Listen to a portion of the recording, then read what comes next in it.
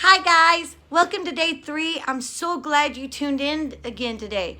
Let's go ahead and get started. I want us to warm up with a little bit of word work before we get into our book. We're going to use our letter sounds and splitting sounds into different parts to read these words. Let's go ahead and get started. The first letter that I have is an S and an H. That digraph, do you know what that digraph says? Yeah. Shh.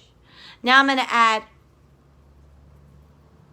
an I and a P. Let's go ahead and use our strategy here. We're going to split it. So SH goes shh and IP goes ip. Let's put it together.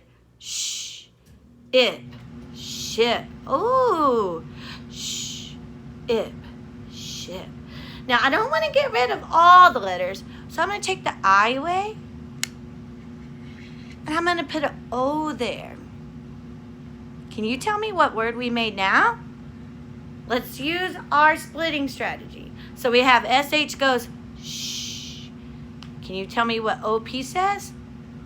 Let's use our sounds. Op, op. So we got shh, op. Shop. Ooh, we made the word shop. Shh. Op. Shop.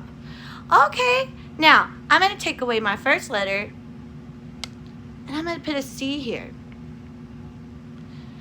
Do you know what CH says? That digraph, and digraphs are two letters that when they're together make a new sound. So CH goes ch. So we got ch. Oh, and we still have OP. Do you remember what that says? Op. So let's put it together. Ch. Op. Chop. Like chop the wood. Ch. Op. Chop. Very good.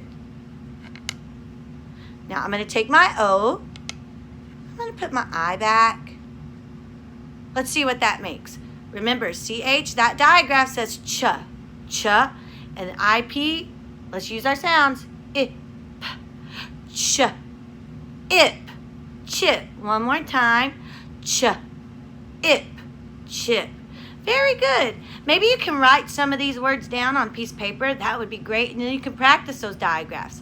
Let's go ahead and get into our book now.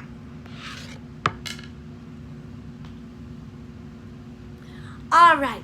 Today, I still want us to focus on our character, setting, problem, and solution. Let's go ahead and get started. Before I begin reading, I just want to point out a few sight words. I see the sight word and. I see the sight word was. And this is an easy sight word. A. Very good. All right. This book, the author is Giles Andre. And again, the book is titled Giraffes Can't Dance.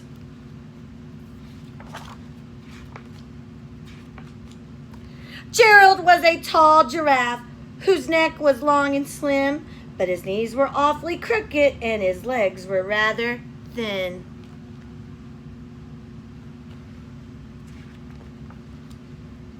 But when he tried to run around, he buckled at the knees.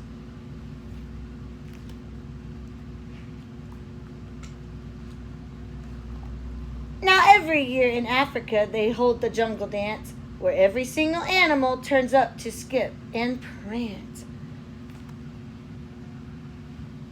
And this year when the day arrived, poor Gerald felt so sad because when it came to dancing, he was really very bad.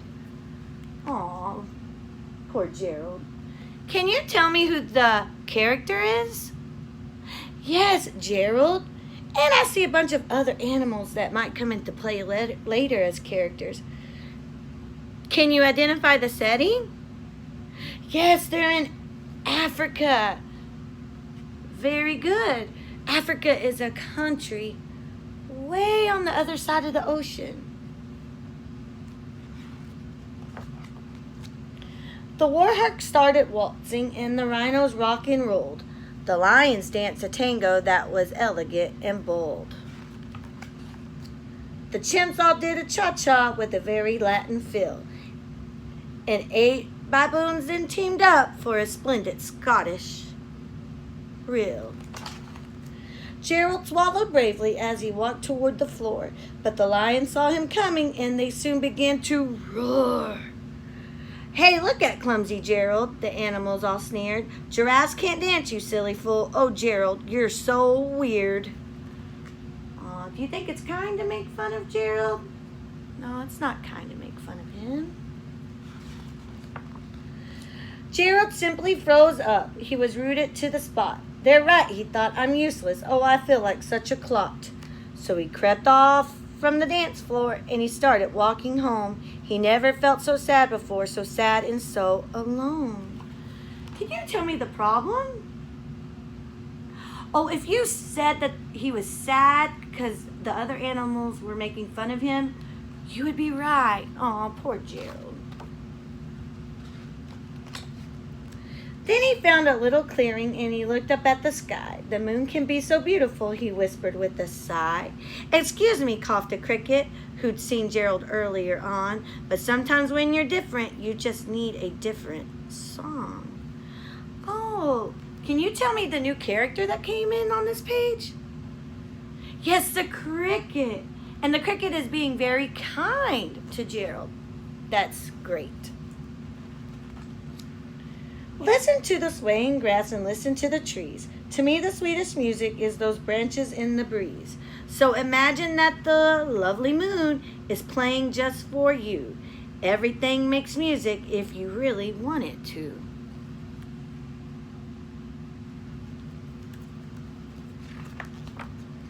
With that, the cricket smiled and picked up his violin. Then Gerald felt his body do the most amazing thing. A violin is a musical instrument. It's very beautiful. His hooves had started shuffling, making circles on the ground. His neck was gently swaying, and his tail was swishing around.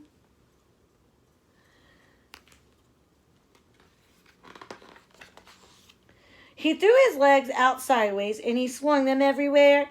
Then he did a backward somersault and leapt up into the air. Oh, he's getting to dance now. Gerald felt so wonderful. His mouth was open wide. I am dancing. Yes, I'm dancing. I am dancing, Gerald cried. Ooh, can you see or hear the solution on this page? Yes, the solution is he was able to dance. The cricket helped him dance. The cricket was being such a good friend. Then, one by one, each animal who'd been there at the dance arrived while Gerald boogied on and watched him quite entranced. Entranced means you can't take your eyes off of something. They shouted, it's a miracle, we must be in a dream. Gerald's the best dancer that we've ever seen. How did you learn to dance like that? Please, Gerald, tell us how. But Gerald simply twirled around and finished with a bow.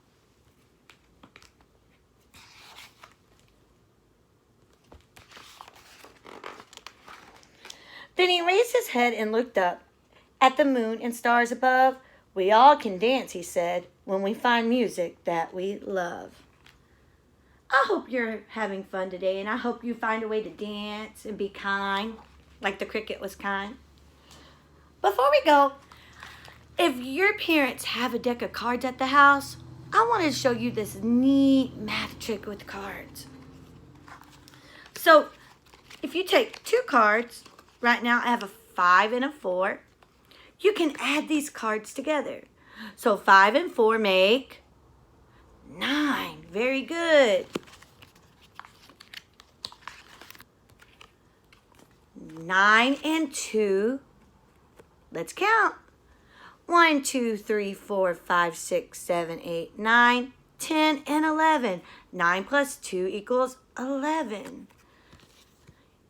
You can do a lot of neat math facts with these cards. 10 and 8. If you said 18, That is correct. Now, you can also play a game called Battle. You take with your parents, and I say that I have 10, and I'm going to go ahead and I'm going to give you 8. So your card is 8. Can you tell me which card is greater? 10 or 8? 10 is greater, so I would win that battle. But something tells me you might win the next one. I'm going to go ahead. I have 2, and you have 9. Can you tell me which one's greater? 9 is the bigger number. So you would win that battle. You beat me. That is so silly. All right, guys. I hope you have fun with the cards, and I hope you have a great day. Tune in tomorrow. See ya. Bye.